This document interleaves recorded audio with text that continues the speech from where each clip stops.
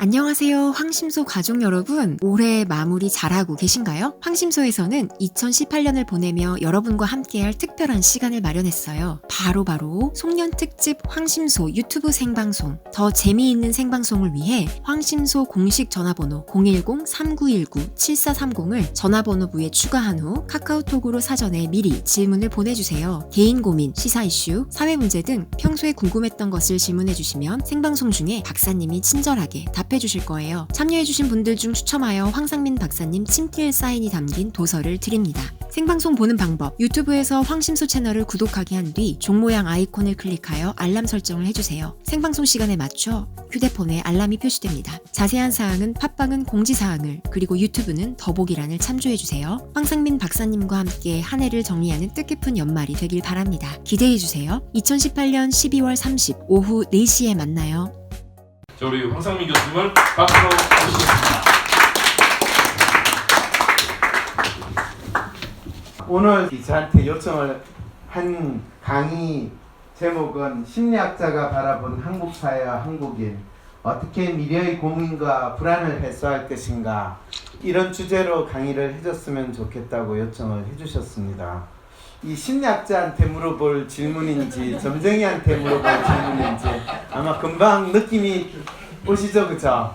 저를 거의 점쟁이 반열로 두고 있지 않나라는 생각이 들어서 기대에 부응을 해야 되지 않겠습니까? 예. 어떻게 부응을 할까? 결국에 저 제목은 한국인 나는 누구인가? 어떻게 살고 있는가? 어떻게 살고 싶은가라는 질문이지 않을까 싶습니다. 혹시 선생님, 네. 혹시 이런 질문 받아보셨습니까? 왜 사세요? 선생님이 그 답변을 좀 해주시죠. 네. 저는 태어나서 감사하는 마음으로 그 행복을 계속 찾기 위해서 지금 살고 있습니다. 어떤 분이 나는 태어나서 감사하는 마음으로 행복을 찾기 위해서 살고 있습니다 라고 하는 그분의 마음을 분석을 제가 심리학자로서 한다면, 첫째, 이분은 현재 행복하지 않아요. 행복하면 행복을 찾을 일 없어요. 그 다음에 감사하는 마음으로 산다. 감사할 일이 하나도 없네요. 감사할 일이 없어요. 그럼 더 이상 이분에 대해서 제가 이야기를 계속하면 상당히 당혹스럽게 돼요. 괜찮아요. 괜찮아요. 그렇죠. 괜찮죠. 뭐 어떡하겠어요. 그죠? 예.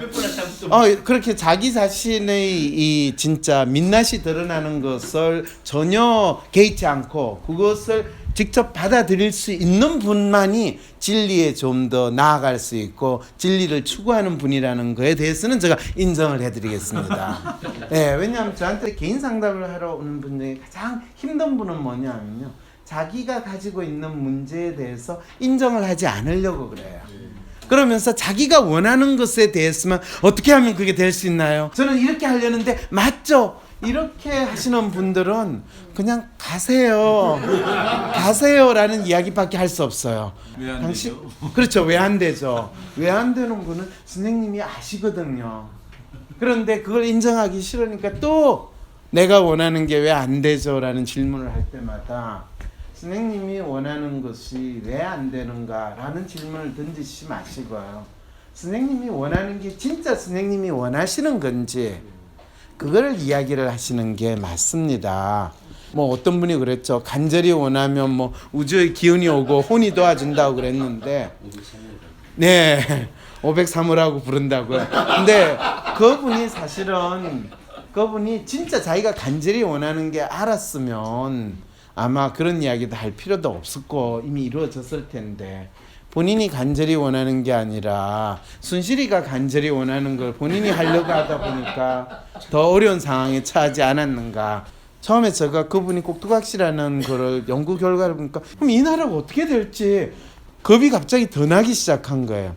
그리고 아무리 자료를 봐도 누가 조정하는지에 대해서는 제가 찾아낼 수가 없어요.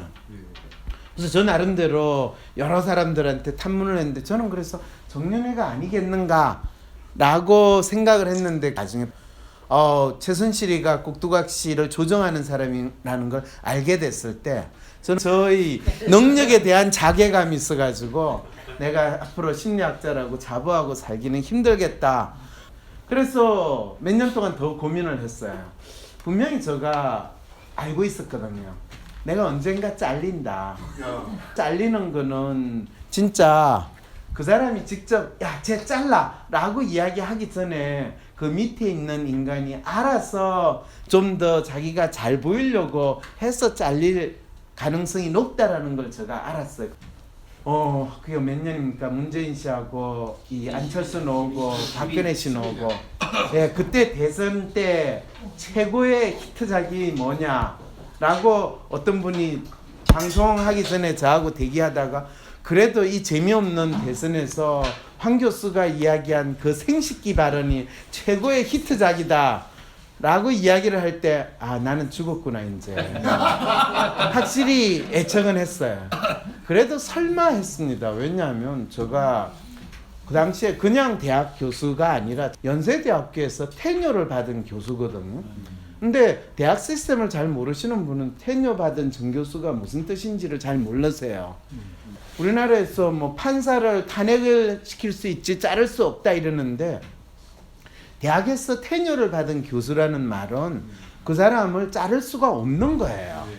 뭐 형사적인 문제가 있거나 법적인 문제가 있어가지고 그거를 핑계로 자를 수는 있지만, 대학의 불문율이라는 것은 테뉴어를 준 교수는 이제 뭐 당신이 놀든 말든 상관없이 정년까지 갈 수 있다라는, 마치 신부한테 서품을 해준 거와 마찬가지인데, 물론 찌질한 대학은 그거조차도 부정을 해요. 교수가 이전에 내한테 고용된 고용인이니까 자를 수 있어. 그래도 명색이 연세대학교이기 때문에, 사실은 제가 연대 처음 갔을 때도 주위에 있는 선배 교수들이 저한테 경고를 했어요. 너 어떻게 해도 네가 하고 싶은 연구 하는 거 다 괜찮은데 네가 테뉴어를 받을 때까지는 그때까지 참아라. 진짜 테뉴어를 받는 그날이 올 때까지. 그리고 테뉴어를 받고 나서 난 내가 연구한 거 자랑스럽게 이야기하고 그거가 청기를 두서라는 마음이 약간 들기는 했었는데, 그래도 상관이 없다고 생각하고 했는데, 결국에는 어쨌든 잘릴 놈은 잘린다라는 또 다른 이 자연의 법칙을 제가 확실히 확인을 하게 됐습니다. 한국 사람들이 가지고 있는 고민과 또 불안의 정체는 뭡니까? 옛날 분들은 자연의 이치를 빗대 가지고 세상의 변화를 알아보고 그게 뭐 명리학이다, 주역이다라고 이야기하는데, 그럴 때 인간이라는 것은 자연의 일부다라는 생각을 가지고 있었어요. 우리가 주역이나 명리학으로 인간의 운명이나 역사의 또는 국가의 사회의 기륭하복을 봤는데, 제가 심리학을 공부하면서 그 고민을 참 많이 했어요. 인간은 변화한다는데 어떻게 변화하는 것이냐? 인간이 변화한다는 것은 대체 어떻게 일어날 것인가? 나이가 들면 변한다라는 이야기는 해요. 근데 나이가 들어서 변하지 않는 사람도 있고, 인간의 변화에 어떤 근본적인 힘이나 에너지나 동의는 어디서 찾을 수 있느냐 하면, 옛날 사람들처럼 자연에 의해서 움직인다 생각하면 여전히 사주팔자를 가지고 이 운명을 생각을 할 텐데, 그래서 명색이 저는 과학자로서 훈련을 받았는데 그렇게 이야기하면 조금 쪽팔리잖아요. 이런 고민을 제가 사실은 거의 한 20년 동안 했어요. 그러면 과학자로서 인간의 변화에 대해서 이야기할 수 있는 게 뭐냐 하면, 삼라만상의 변화를 자연으로 보면 인간의 경우에는 삼라만상의 변화, 자기 자신의 모든 변화는 뭐에 달렸다고 그러죠? 마음에 달렸다고 그럽니다. 스님 훌륭하세요. 근데 마음에 달렸는데 인간이 가지는 고민이 뭡니까? 내 마음 나도 몰라요. 내 마음 나도 몰라요. 어린 시절은 철이 없어 모르고, 나이가 들어도 아신다는 생각이 아직도 안 드시잖아요. 세 놈은 알 것 같아요. 세 놈은 안다. 아니 자기 마음 안에 여러 놈이 있어요. 이거 훌륭해요. 이런 분들을 심리학에서는 뭐라고 그러냐면 다중이라고 그래요. 멀티플 아이덴티티. 그리고 대개의 경우에 사람들은 다중이가 있으면 내 속에 내가 너무 많아 이래가지고 진짜 삶에 있어서 어려움을 더 많이 토로를 하게 되는 고통을 겪게 돼요.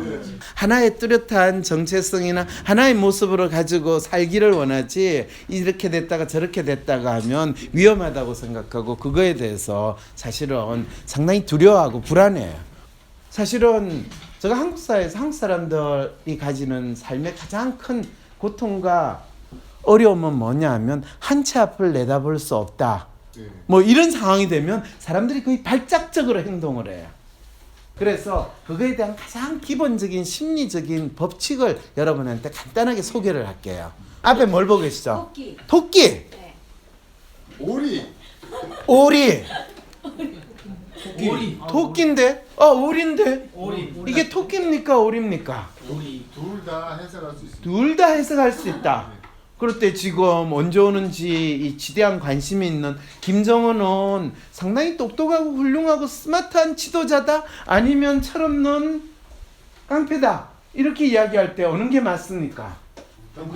네, 둘 다 맞아요. 둘 다 맞아요. 그럼 저는 남자입니까? 여자입니까? 남자죠.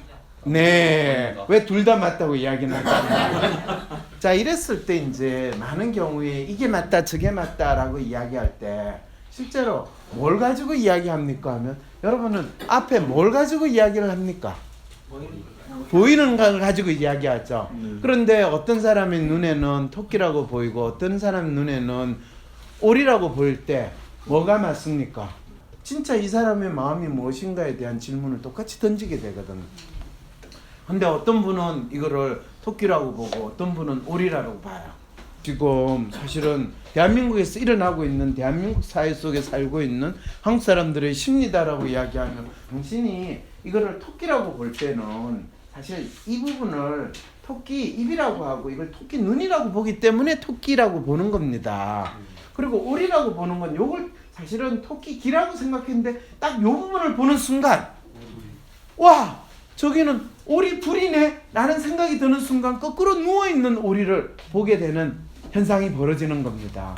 그래서 이것이 토끼냐 오리냐가 중요한 게 아니라 내가 뭐 어떤 단서를 가지고 내가 보느냐 내 마음이 어디에 꽂히느냐 어디에 쏠리느냐에 따라서 내가 세상을 보는 것이 정해진다. 그렇다면 그 사람의 마음이 무엇인가를 알려면 간단해요. 그 사람이 지금 뭐를 보고 있는가, 그 사람이 무슨 소리를 하고 있는가, 그 사람이 어떤 행동을 하고 있는가, 그걸 보기만 하면 잘 보기만 하면 그 사람이 세상을 어떻게 보고 있고 다음에는 어떤 행동을 하게 될 것이다 라는 것까지도 예측 가능하다라는 것이 심리학자가 연구를 하고 세상을 탐색을 하는 하나의 방법입니다. 그러면 한국 사람들이 지금 살고 있는데 이 불안과 또 이 상황에서 어떻게 행동하겠습니까? 라고 할 때 제가 이런 질문을 했습니다. 한국 사람들 우리는 스스로를 어떻게 보는가? 실제로 자기 자신에 대해서 이야기하는 거 아까 선생님 어떠세요? 그랬더니 저는 행복을 찾고 있습니다 라고 이야기했는데 재밌게도 자기 자신을 이렇게 표현합니다. 사람들과 이야기하는 걸 즐긴다. 잘 웃으며 대체로 믿음직하다. 다른 사람을 도울 때 보람을 느낀다. 사려가 깊고 거의 모든 이들에게 친절하다. 자신이 맡은 일을 철저하게 수행한다. 이따금 게으르기도 하다. 다른 사람의 감정에 잘 공감하는 편이다. 작은 선물이나 호의에 쉽게 감동한다. 남들이 보지 못하는 사물의 다른 면을 보려고 한다. 어떤 생각이 드십니까? 제 모습이. 그렇죠. 딱 내 모습이야. 맞아요. 한국 사람들 중에서 내가 다른 사람한테 이런 모습으로 보이고 싶고 이렇게 살고 싶어하는 마음을 가지고 살고 있습니다. 그래서 그걸 영어로 표현하면 cool guy라고 그래요. 훌륭한 마음을 가졌죠. 근데 실제로 사는 모습은 어떨까요? 네? 세 가지밖에 해당이 안 된다. 근데 세 가지 해당된다면 더 대단하세요. 왜냐하면 대부분의 한국 사람들이 어떤 모습이냐 하면요. 이런 모습입니다. 우울하고 어둡다. 단순하며 반복되는 업무를 선호한다. 지시하기보다는 지시받는 편이 좋다.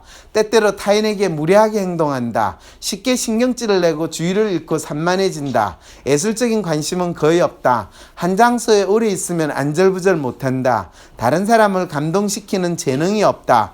새로운 물건에 익숙해지는데 시간이 오래 걸린다. 이런 특성을 가진 사람들 혹시 너 주위에 있니? 그랬더니 네 많아요.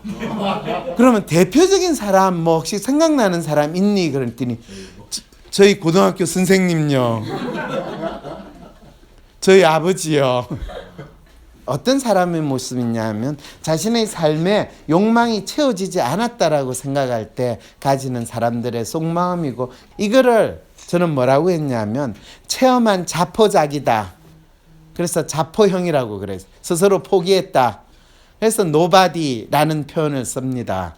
이 체험한 자포형 노바디의 모습이 지금 503호로 계시는 분이 그대로 드러날 것이고, 그 503호가 이렇게 손을 흔들면서 멋있게 쇼를 하면서 다닐 때는 거의 이런 모습으로 보이지 않았을까 싶은 생각이 듭니다. 어쩌면 저는 박근혜 씨를 대통령으로 뽑았던 대한민국 사람들의 심리, 이명박 씨를 대통령으로 뽑았던 대한민국 사람의 심리는 이렇게 되고 싶은데 현실의 자기의 모습은 이렇다 보니까 어떤 번듯하게 자기를 대신해서 나설 수 있는 사람으로 가장 대표되는 게 이명박 씨와 박근혜 씨는 아니었을까, 이런 생각까지 해봤습니다.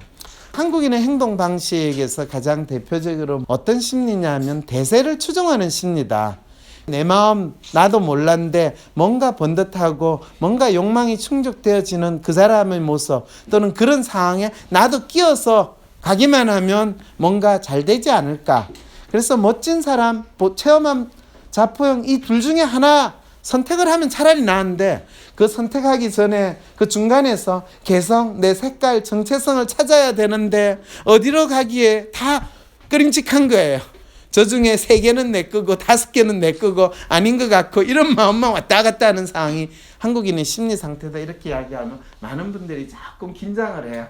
그러면 내 마음은 어디에 가야 되나? 우리가 많이 쓰는 게 눈치, 추종, 타인의 평가에 민감하고 체면치레.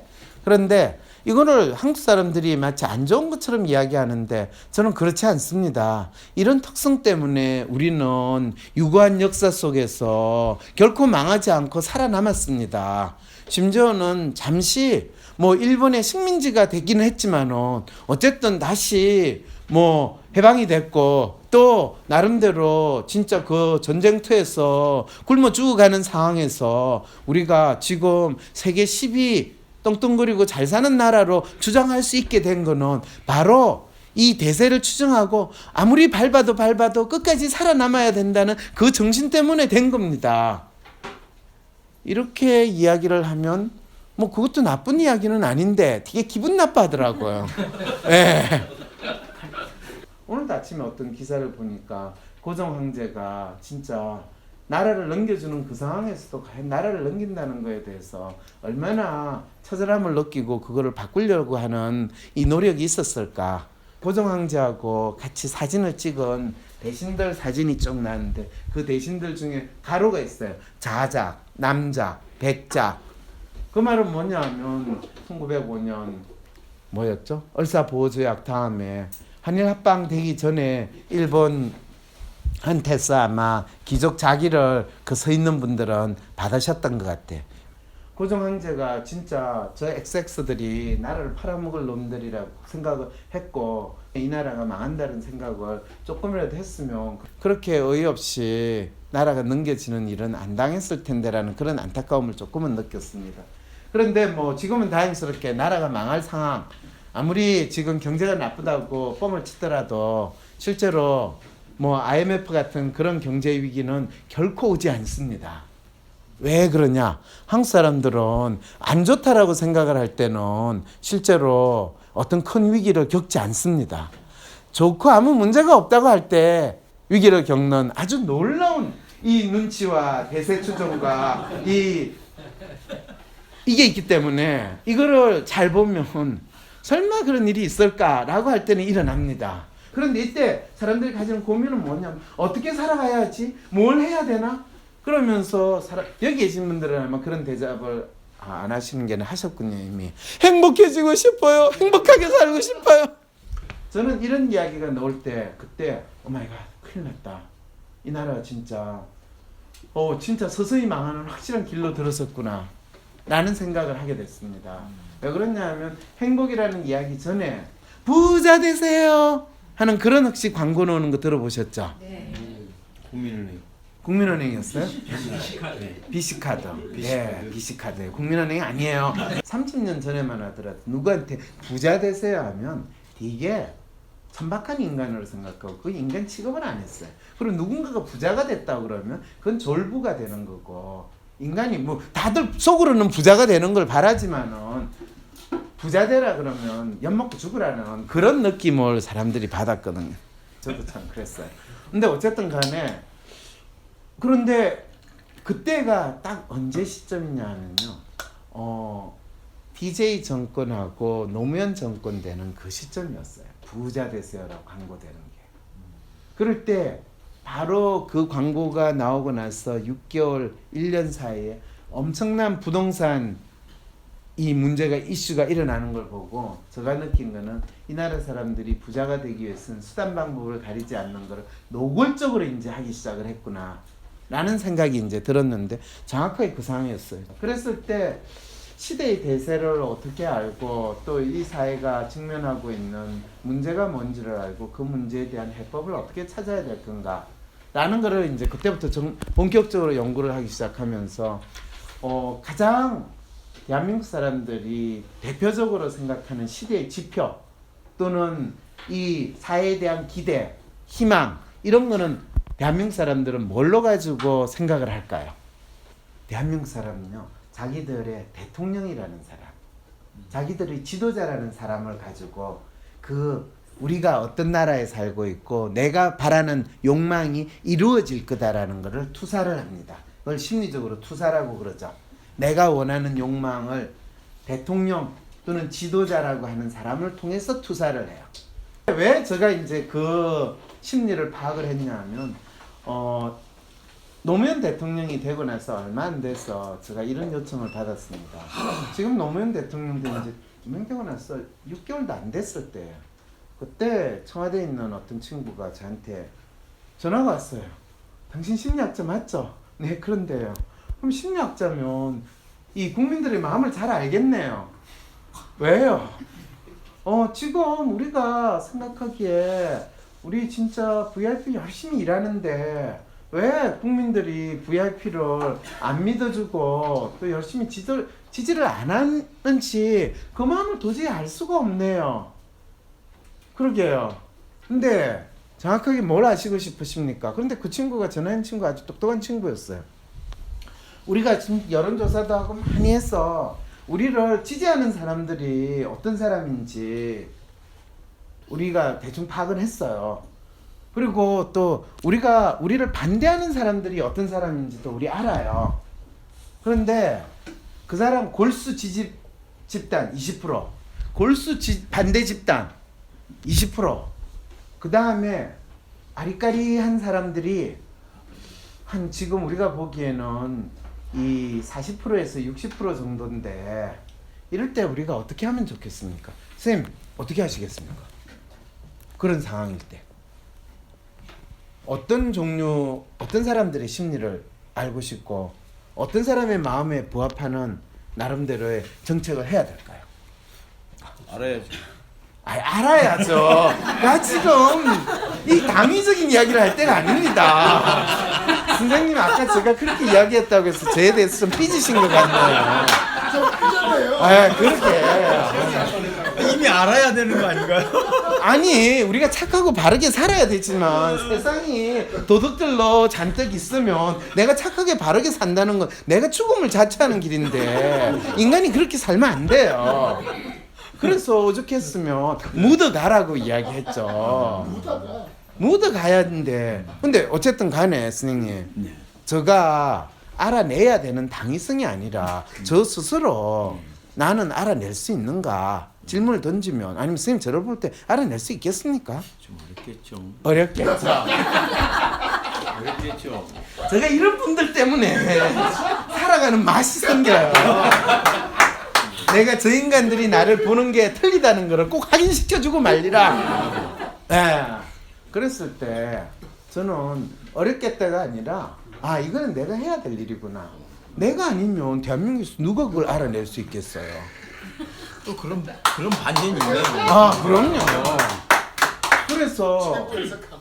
아니 최고의 석학 아니에요. 그 안철수 나왔을 때 안철수를 뭐 대한민국의 석학이라고 그럴 때 그래 돌덩어리라는 건 아는데 석학이라는 말 쓸 때 제가 참 웃겨요. 대한민국에서는 학자를 필요로 하지 않습니다. 대한민국은. 왜냐하면 대한민국의 모든 학문은 수입하고 그래서 어디서 이 좋은 브랜드로 수입하느냐가 중요하지. 여기서 혼자서 땅 파면 그건 삽질이 되는 나라가 대한민국이에요. 저는 내가 땅을 파다 보면 언젠가 뭔가라도 나오겠지라는 마음으로 한국 사람들의 심리를 파보자. 그랬을 때 진짜 이 중도라고 막연히 이야기하는 적극적으로 지지하지도 않고 적극적으로 찬성하지도 않는 이 사람들은 대체 지금 노무현 대통령을 어떤 사람으로 보고 있는가? 뭐 그거는 연구를 해보니까 금방 나와요. 예. 그런데 그때 제가 하는 표현이 편안한 이웃집 아저씨로 생각을 하고 있구나. 편안한 이웃집 아저씨면 그 사람은 대통령 깜이라는 생각이 들겠어요, 안 들겠어요? 안 들어요. 동네 이장. 그렇죠. 동네 이장, 뭐 시골 면장 그 정도 수준이면 딱 좋은. 그러면 대중의 마음속에 진짜 대통령 또는 이상적인 대통령이라는 사람은 누군가? 그걸 동시에 찾아냈어요. 누구겠어요? 박정희예요. 오 마이 갓. 그러니까 사람들은 노무현이 대통령 깜이 아니다 어쩌다 난리를 치는 가장 큰 이유는 박정희와 너무 다르다 해요. 되게 웃기는 상황이 벌어진 거예요. 우리가 독재자라고 그렇게 했던 그 사람이 대통령 깜이고 진정한 대통령의 이미지에 부합하는 사람이고 가장 어떻게 보면 민주적이고 또 우리가 그동안 경험해보지 않았던 새로운 종류의 지도자인데 그 사람은 대통령 깜이 아니고 그래서 대통령으로 받아들이긴 좀 그렇고 편안한 이웃집 아저씨인데 그것까지도 나쁘지는 않아요. 근데 그 편안한 이웃집 아저씨가 큰일을 하겠다고 그러고 개혁을 하겠다고 나서면 믿어주겠어요, 안 믿어주겠어요? 깜이 아니라면서. 깜이 아닌데 지가 개혁을 하기는 무슨 계피 보려고 이런 상황이 벌어지고 안 믿어요. 그럴 때 제가 100대 국정과제를 시행하겠습니다. 그러면서 이거를 추진하겠습니다 하면 사람들의 마음은 자연스러운 마음은 뭐가 되겠어요? 해봐라. 네가 하겠니? 이 상황이 벌어지는 겁니다. 그래서 그 다음에는 우린 경험 안 해도 이미 알아요. 1년도 못 됐어. 1년인가 지났어. 탄핵되고 웃기는 상황으로 탄핵이 되는 거고 그 다음에 그 이후에 그분이 대통령 끝날 때까지 그분이 실제로 뭔가 세상을 바꾸는 것이 무엇인가에 대해서 상당히 당신이 뜻한 게 거의 이루어지지 못했던 이유는 뭐냐. 대중이 가지고 있었던 그 마음에서 그렇다고 노무현 대통령이 아마 박정희식으로 했더라면 아마 지금 노무현 대통령이 우리 마음속에 또는 그분이 하려고 했던 거에 대한 조금이라도 우리가 뭐 약간의 부처의식 그런 것조차도 아마 남아있지 않았겠죠. 이제 이게 대중의 마음이 작동하는 방식이니까 그랬을 때 사실 녹색 성장 이야기할 때 녹색의 방점이 찍혔을까 성장의 방점이 찍혔을까 저 사기꾼 그 다음에 창조경제 좋아하네 모방경제를 창조경제라고 꾸며내는 저 사기꾼 이렇게 생각하면서 제가 각 대통령들을 보니까 얼마나 삐딱한 인간으로 보여지겠습니까? 제가 기대했던 정권이 바뀌고 나서 4차 산업혁명 이런 이야기를 하면서 국민들한테 뭔가 마음을 잡으려고 할 때 저거는 사기 수준인가 아니면 그냥 수입하는 거를 이거 저 멀리서 수입해 왔으니까 이거 비싸고 좋은 거예요. 무조건 사세요. 먹으면 만병통치예요. 하는 이 상황이 벌어질 건가라는 고민을 하게 되는 상황이죠. 이런 상황인데 결국 거기서 남는 거는 뭐냐면요. 저렇게 쏘거나 이래 쏘거나 결국 남는 거는 돈 벌어야 돼. 돈이라도 벌자.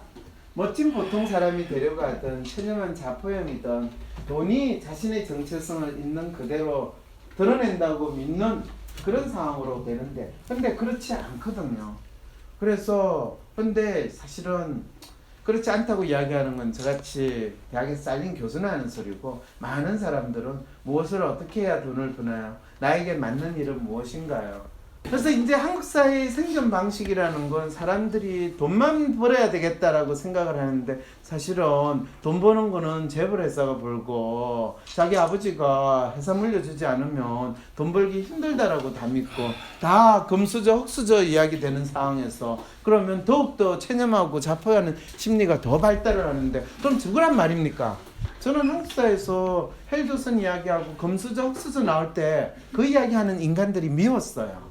왜냐하면 대한민국에서 더 이상 개천령이 나오지 않는다라는 그 이야기를 하는 사람의 심리는요, 현재 이 기회가 박탈돼 있고 빈부격차가 심했다라는 이야기, 그 심리에서 나오는 게 아니라요, 지금 이제 내가 차지하고 있는 기득권은 이 정도면 충분하니까 이 쓸데없는 애들이 나와가지고 내 기득권을 위협하거나 세상을 어지럽게 하면 내가 살기 힘드니까 그냥 미리 체념하고 자포자기하게 만들겠다라는 마음으로 만든 이론이 흑수저 논리고, 저는 88만원 세대의 이론이 아닐까라는 그런 해석을 하게 됐습니다. 당신도 모르게 이 사회의 기득권이나 이거를 유지하고 싶어하는 사람들한테 어쩌면 그 사람들이 더 잘 억누를 수 있는 체제 유지의 논리를 만들어주는 역설적인 효과를 발휘한다는 거 아십니까? 그랬더니 그거에 대해서 참 인정하기 힘들다.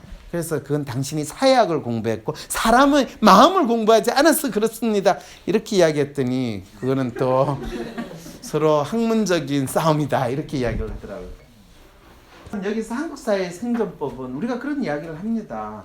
끊임없이 창의적이 되고 새롭게 변해야 되고 혁신해야 되고 하는데, 한국 사회에서 창의적인 인간, 한국 사회에서 잘 살까요, 못 살까요? 어렵죠. 어렵습니다. 아이들, 부모들이 자녀들을 보고 우리의 창의성을 어떻게 하면 키워줄 수 있을까요? 이런 질문을 저한테 하고 애를 데려오는데, 어떤 애 중에서는 진짜 놀라울 만한 진짜 눈이 반짝반짝 빛나고 상당히 아이디얼리스트적인 그런 생각과 사고를 하는 애가 있어요. 그럴 때 제가 첫마디로 부모한테 하는 이야기가, 어머니는 이제요, 당신의 네? 고생길 정도가 아닙니다. 어머님은 지금 아드님이 문둥병 환자라고 생각을 하고 키우셔야 됩니다. 그런데 그것 때문에 제가 애를 데려왔어요. 학교에서 애가 너무 사고를 많이 쳐가지고 그런 상황에서 오는데 얘를 어찌해야 되냐. 어머님, 이제부터 이 어머님의 아들은 어머님의 아들이 아닙니다. 어머님이 아들이라고 생각하고 보지 마시고요. 그냥 어디 지나가는 문둥병 환자가 우리 집에 들어왔는데 내가 얘를 살려내야 되겠다는 그 하나님으로부터의 소명을 당신은 얻었다고 생각하고 지내셔야 됩니다. 아까 선생님한테 선생님 왜 사세요? 라고 물었더니 선생님이 본인의 삶을 부정하는 발언을 하셨지 않습니까? 부정은 긍정입니다. 아, 그럼요. 선생님은 부정 속에서 긍정을 끊임없이 추구하는, 네, 부정 속에서 긍정을 추구하는 참 좋은 표현이긴 한데, 부정은 부정이지 긍정이 나오지 않습니다.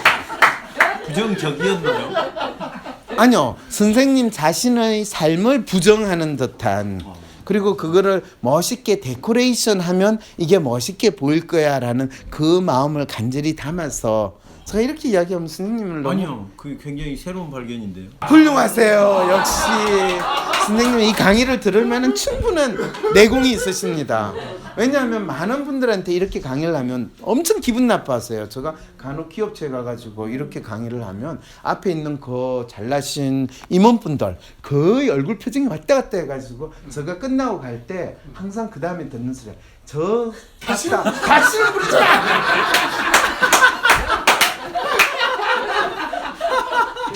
네. 어쨌든 간에 그걸 왜 그러냐면 이게 당위와 통념이라는 표현을 쓰죠. 한국 사람들은 본인의 삶이 상당히 멋진 사람으로 보여주고 싶은데 현실에서는 그렇지 않고 체념하고 자포자기하니까 항상 이래야 되는데 라는 생각으로 끊임없이 자기를 어떤 이래야 되는데 끼워 맞추려고 하는데 그게 당위와 통념입니다. 그런데 이런 당위와 통념이라는 거 보통 제가 가장 안타깝게 거 이번 정권 들어와가지고 가장 많이 이야기하는 거 빈부격차를 해소해야 되는데 소득격차를 줄여야 되는데 왜요? 아니 지금 빈부격차가 너무 심하니까요. 그래서 그걸 줄여야 되는 거 줄이는 게 좋은 일입니까 나쁜 일입니까? 좋긴 하죠. 좋죠. 누가 그걸 몰라. 근데 왜 안 줄이세요? 못 줄이는 거죠. 네. 그럴 때 내 마음은 어떻게 돼요? 줄여야 되는데 못 줄일 때 내 마음은 괴롭습니다. 괴롭죠. 그럼 이거를 내 탓이요, 내 무능한 탓이라고 이야기를 해야 돼요. 저 XX 같은 나쁜 놈이 있어서 그렇다라고 이야기해야 돼요.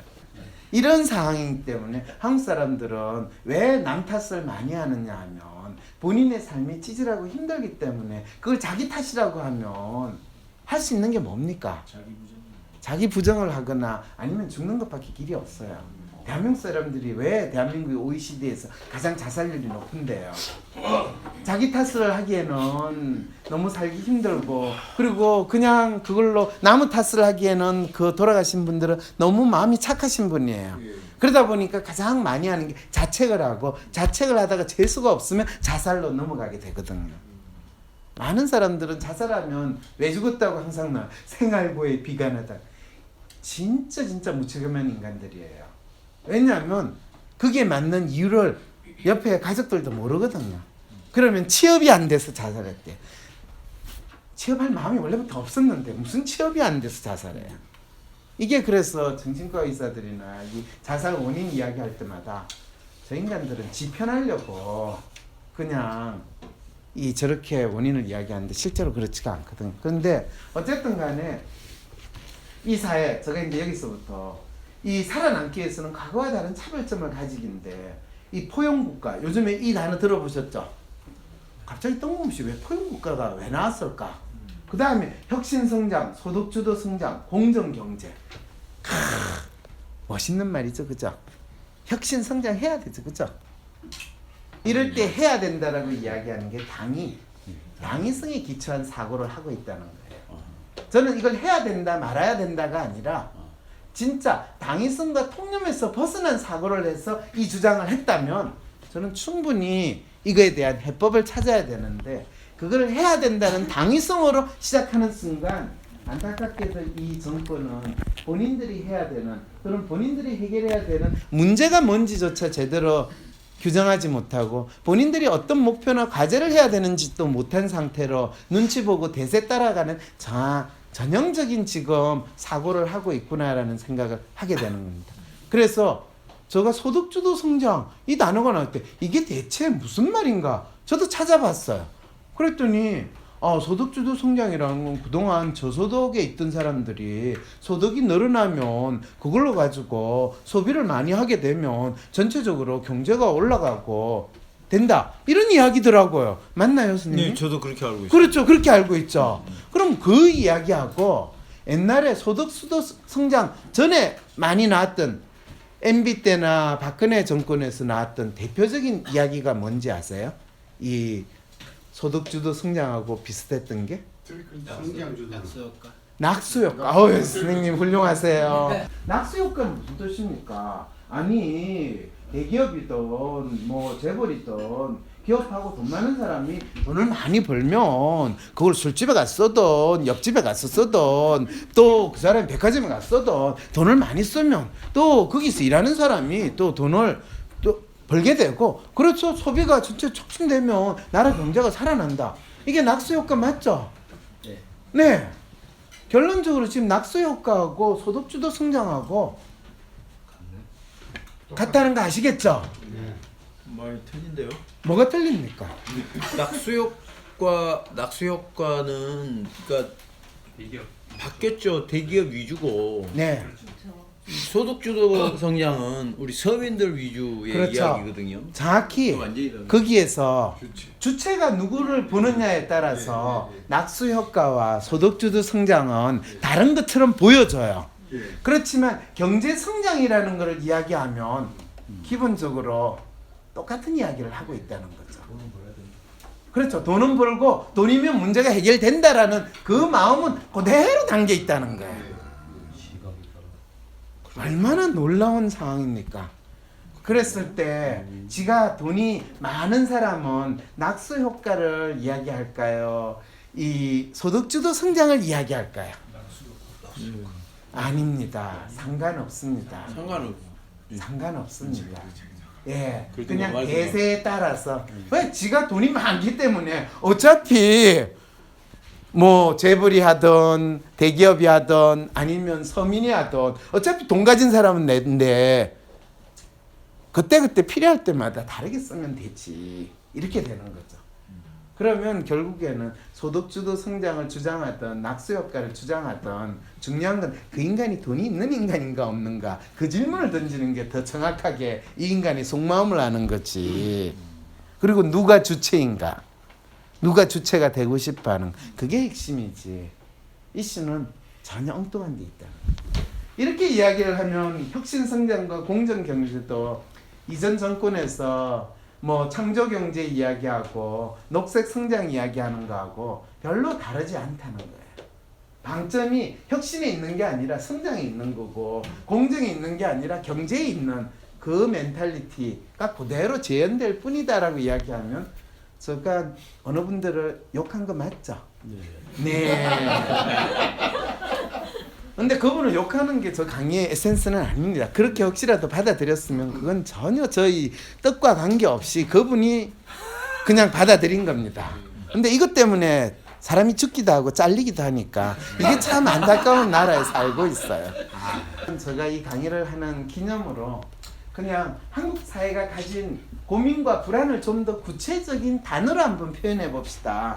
그리고 대중을 속이고 기만하는 그런 단어가 아니라 진짜 단어로 한번 이야기해 봅시다 라고 하면 리더십, 저출산, 만원, 청년 실업, 취업, 재벌 독점, 남북관계, 교육문제, 사교육, 뭐 대입, 기회균등, 소득격차, 양극화, 부의 재분배, 소비부전, 공정성, 뭐 평등, 형평성, 뭐 군작전권, 모병제 이런데 제가 갑자기 여기에 왜 모병제를 갖다 붙였냐면요. 제가 몇 주 전에 어디 군부대에 가서 특강을 했습니다. 저 같은 사람을 군부대에서 특강을 요청을 했다는 게 신기하지 않습니까? 저는 시대가 바뀌었어. 드디어 이제 내가 다시 등장할 때가 됐구나 라고 생각을 해서 갔어요. 그래서 군부대에 딱 갔더니 저 이제 그거를 주선하신 분이 있길래 물어봤어요. 저를 군부대에서 특강으로 요청하기가 쉽지 않을 텐데 어떻게 저를 부르셨습니까? 그랬더니 안 그래도 이 황 교수님을 저희가 모시기가 상당히 쉽지 않았습니다. 그런데 저희 행사 취지가 소외계층 이 인문학적인 소양을 좀 더 이 넓히는 취지로 만든 행사이기 때문에 주로 소외계층은 교도소나 또 이 상간 벽지 오지 이런 데 있는 분들을 위한 특강 시리즈인데 사실은 황 박사님이 안 오실까 저희들도 걱정을 했는데 오시게 돼서 참 얼마나 감사한지 모르겠습니다. 인사를 하는 거예요. 그런데 저 머릿속에 딱 들어간 건 병사들이 소외계층이구나. 첫 번째, 대한민국 병사는 소외계층이고 군대는 교도소와 동일하구나. 이 생각이 딱 드는 거예요. 와, 그래서 그러면 오늘 저는 저를 부르기 때문에 당연히 일반 사병이라고는 상상을 안 했어요. 당연히 장교나 좀 높으신 분들, 제가 보통 그런 사람들한테만 특강을 했거든요. 이렇게 강의 재미없게 하고 이렇게 머리 아픈 주제를 저를 부르는 사람이 병사들이 그거를 들을 만하다고 생각하겠어요? 아니에요. 그리고 제가 이야기를 하다 보면 친정권 권력을 잡은 사람들을 칭찬하고 추앙하는 이야기를 해요. 지금 약간 디스하는지 안 하는지 기분 그지하게 만드는 이야기를 지금 하고 있어요. 그렇죠. 뭐가 그렇다는 거예요? 굉장히 생각을 많이 하게 해주죠. 그렇죠. 네. 그런데 병사들은 생각을 많이 해야 돼요. 아무 생각 없이 살아야 돼요. 생각을 많이 하게 만들어줘야 되는데요. 병사들이 생각을 많이 하면 어떤 일이 벌어질까요? 좋은 일이 많이 벌어집니다. 좋은 일 어떤 일요? 혁신이 일어나죠. 병사들이 혁신하는 거는요 타령하는 것밖에 없습니다. 그리고 병사들이 혁신적 사고를 하면 그걸 사고라고 이야기합니다. 지금 무슨 말씀을 하시는 거예요? 저 옛날 군대 다녀오신 것 같은데요. 그렇죠. 군대가 바뀌었습니다 지금. 지금 그러니까 바로 이 이야기를 강의하기 10분 전에 그 부대장하고 딱 이야기를 했어요. 그래서 요즘 군대가 바뀌었나 보다. 내가 진짜 옛날 20년 전 30년 그 군대를 생각했구나. 내가 잘못했다.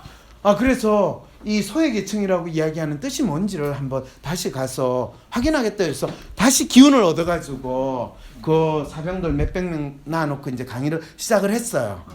그래서 지금 병사 그러니까 네 누구누구입니다.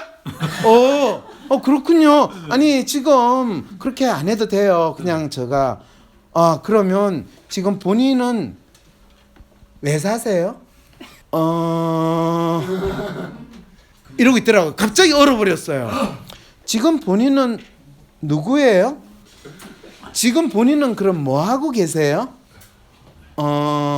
국방의 의무를 다하고 있습니다. 국방의 의무를 하시는군요. 국방의 의무가 뭔가요? 국방의 의무입니다. 국방의 의무군요. 네, 그렇습니다. 국방의 의무는 어떻게 하는 거죠? 네, 그렇습니다. 국방의 의무 구체적으로 이야기할 수 있나요? 네, 그렇습니다. 이게 우리 병사였어요. 그러면 이 군대에 오기 전에 뭐 하셨어요? 학교를 다니고 있었습니다. 대학교요? 네, 그렇습니다. 대학교 몇 학년이었어요? 2학년 맞췄는데요. 그래요? 그러면 군대에 올 때 마음은 어땠습니까? 끌려왔습니다. 도살장에 끌려왔군요. 그러면 지금 사는 기분은 어떻습니까? 지금 군대 병영 생활은 어떻습니까? 네, 그렇습니다. 아니 병영 생활이 어떠냐고? 네, 그렇습니다. 네.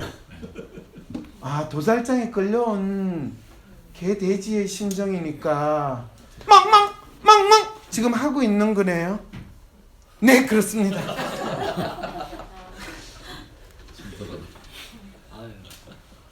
저 가슴이 너무 아팠어요.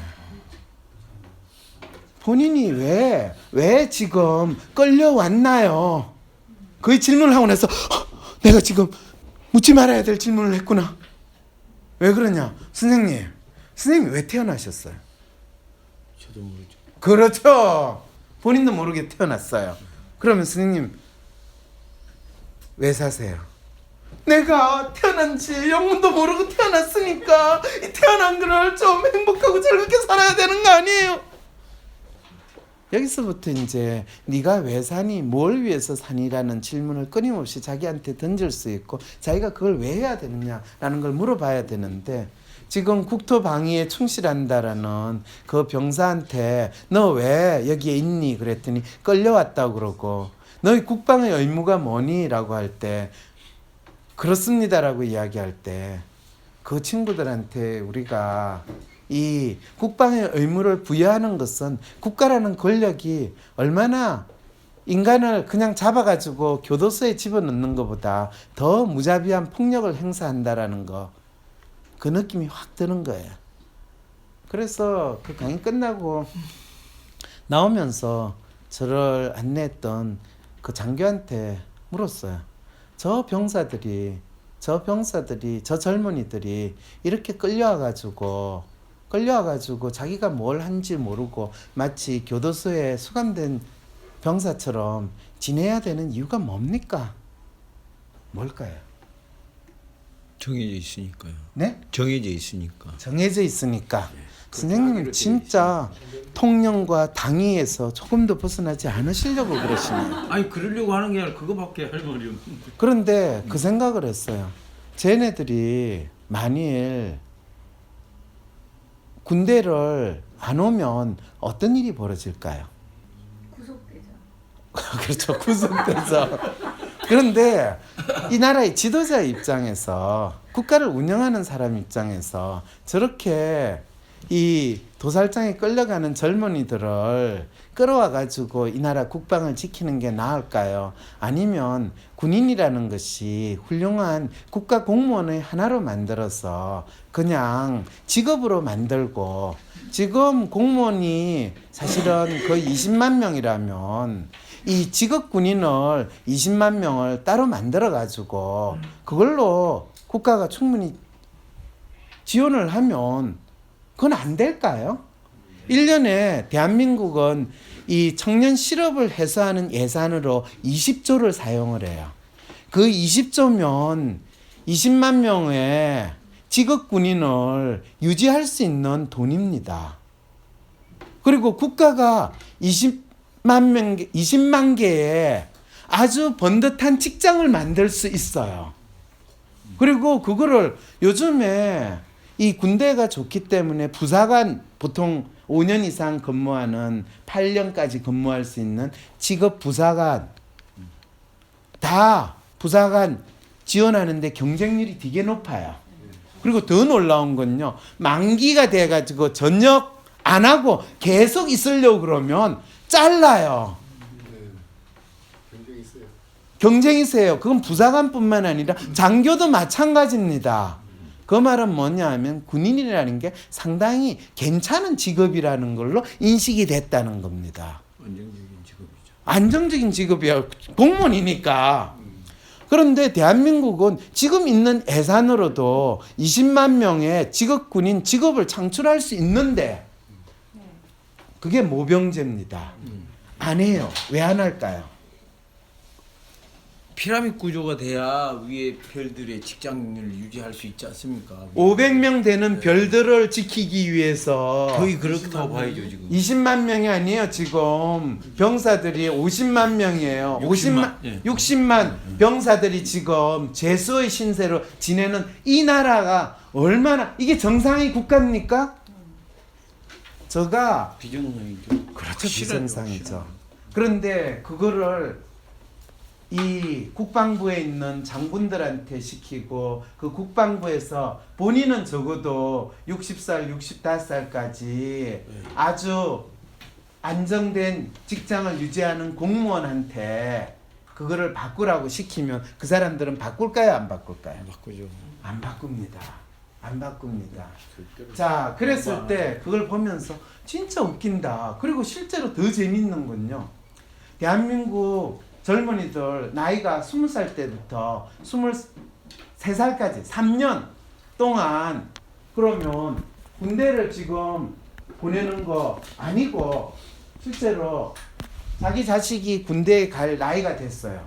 그러면 진짜 직업군인으로 신청하는 사람은 직업을 얻는 거고 군대 직업군인 가기 싫어요. 군인 가기 싫어요. 그러면 너는 너 아버지 재산세 소득세 한 번 더 내. 그걸 3년만 내. 그러면 우리 아버지는 재산세 낼 재산도 없고 소득도 없는데요. 그러면 넌 가지 마. 아니 그런데 저는 군대 가가지고 제가 직업을 구하고 싶은데요. 그럼 가. 이러면 좋은 나라예요, 나쁜 나라예요? 좋아질 것 같아요. 더 좋아지고요. 돈은 아마 20조 이상 거둘 수가 있을 거예요. 그러면 뭐 이근희 씨 아들 군대 갔니 안 갔니 그 소리 할 필요 없이 이근희 씨 연내는 재산세 소득세 그거 3년 그것도 뭐 주장창 뽑겠다는 게 아니고 네 아들이 군대 안 가는 대신 3년만 내. 그러면 되잖아요. 그러면 우리 아버지가 가난해서 그럼 네 작게 내면 되고 많은 사람은 많이 내면 되지. 왜 그걸 안 할까요? 500명 밑에 또 있어요. 그런데 더 재밌는 건요. 예, 영관급도 마찬가지예요. 예, 많죠. 영관급도 자기 밑에 부하들이 뭐 있어야 그 짭이 있죠. 그런데 영만급까지만 하더라도요 상관없어요. 어차피 자기가 2, 3년 있으면 나갈 거거든요. 그리고 본인 직업 군인으로 됐을 때 밑에 애들을 지금 사실은 제가 되게 웃긴 게 지난번에 그 육군 대장이 자기 부인이 이 병사들한테 갑질했다고 바로 털려가지고 진짜 사성 장군이 진짜 쪽팔림에 극치를 당하는 나라, 그 나라 군대는 존재할 이유가 있는 군대일까라는 질문을 던질 수 있는 나라지 않겠어요? 그리고 진짜 사성 장군이 진짜 누구처럼 내란을 모반하다가 그거 해가지고 도망친다면 그거는 그래 뭐 시대가 받쳐주지 않았어. 그래서 그렇고 그래도 연금 다 받는 훌륭한 나라잖아요. 사성 장군도 아니구나. 어쨌든 간에 그렇게 움직이는 군대면요, 그거는 당나라 군대보다 못한 군대예요. 그랬을 때 500명 자리 지킨다라고 500명 탓을 할 게 아니라 이 군대가 군대로서의 기능을 못한다. 사실은 그게 이 군작전권, 노무현 대통령 때 군작전권을 해소하겠다고 했을 때 그걸 가장 반대했던 사람이 군에서 다 장성하시던 분들. 재앙군. 네, 성우에 맞습니다. 진짜 이 나라 군대를 움직이는 사람들이 저는 진짜 전쟁이 일어나면 과연 그 총뿌리가 적을 향해서 돌아갈까 자기들의 상관들을 향해서 돌아갈까 그 부분 잘 모르겠다. 왜냐하면 제가 병사들도 상담을 하는 경우가 있습니다. 휴가 나와가지고 병사들이 저한테 찾아와요. 그래서 자기가 군대에서 어떤 사고들을 쳤고 어떤 또라이로 취급을 받고 영장을 갈 뻔했다가 어떻게 안 됐는가, 그리고 자기가 앞으로 군생활을 잘하기 위해서는 어떻게 해야 되는지를 저한테 묻기도 하고요. 군생활을 무사히 마친 애가 저한테 와가지고 또 똑같이 질문을 합니다. 자기가 그때 사고를 안 치고 살아남을 수 있었던 이유가 뭔지. 자기는 미친 줄 알았는데, 그런데 그렇게 해가지고 겨우 자기가 군대를 마치고 지금 이제 취업하려고 하는데 진짜 더 돌아버리는데 제가 잘하는 게 뭔가요? 저는 인내심이 없어요. 그럴 때 무슨 소리냐? 너는 그 지옥 같은 순간에서도 참고 너가 수류탄 안 터뜨리지 않았냐? 내가 너였다면 벌써 중대 무기고 날라갔다. 이렇게까지 공감을 해주고 설명을 해주거든요. 그래서 자기가 새롭게 살아갈 수 있는 힘을 얻는데, 그런 측면에서 보면 대한민국 군대는 인내의 극한이 어떤 거를 스스로 체험할 수 있는 훌륭한 국민 교육의 전당이기도 해요. 근데 간혹 가다가 일어나는 사고 때문에 지금 군대에서 보통 그렇잖아요. 뭐 부적격 병사 뭐 이렇게 이야기하고, 부적응 병사인가요? 관심사병. 관심사병이 몇 프로인지 아세요? 네, 30%입니다. 30%. 그래서 그 30% 관심사병은 거의 열애예요. 그래가지고 뭐를 운영하냐면 관심사병을 위한 캠프를 운영해요. 그게 보이스카우트 캠프지 무슨 보이스카우트요. 끌려왔다고 안 해요.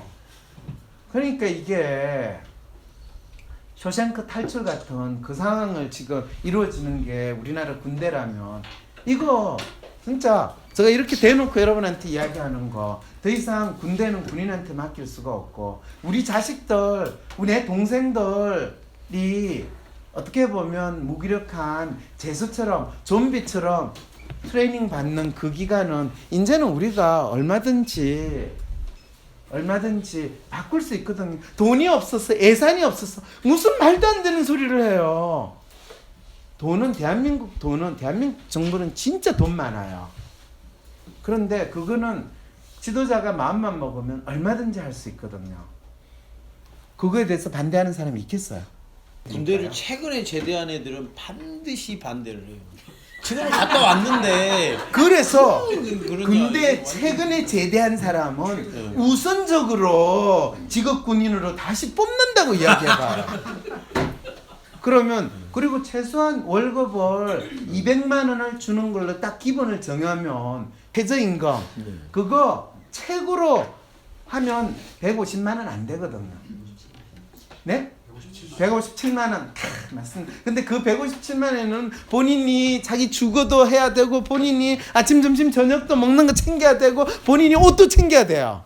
그런데 200만 원 월급 받고 실제로 군대 생활을 한다. 이러면 그게 네트 가치는 400만 원의 가치가 있는 직장이라는 거. 최근에 군대 제대한 애가 알겠어요, 모르겠어요? 알죠. 알죠? 그러면 우선적으로 한다고 그러면 그 불만이 있겠어요, 없겠어요? 그리고 그걸 반대하는 그 장성이 있으면요, 그 자리에서 다 자르면 돼요. 그리고 대한민국 장성이 500명인데 100명만 남아 있어도 대한민국 군대를 움직이는데 아무 지장이 없어요. 그건 여러분들이 다 아는 비밀이잖아요, 그죠? 장성이 없어도 대한민국은 잘 굴러가요. 더 잘 굴러가요. 예. 삼성 이재용 없을 때 제자를 그렇죠. 그거하고 똑같아요. 이건희 씨가 죽은지 사는지 모를 때 삼성은 더 주가가 올라갔어요. 그러니까 그거를 빙자해가지고 별도 정리를 할 수 있고 이게 얼마나 좋은 해결 방안입니까? 그게 제가 이야기하는 이 문제 해결을 할 수 있는 통찰이거든요. 그런데 우리가 가지고 있는 이 많은 문제에 대해서 이런 통찰을 대한민국 지도자는 내고 있나요? 내지 못하고 있나요?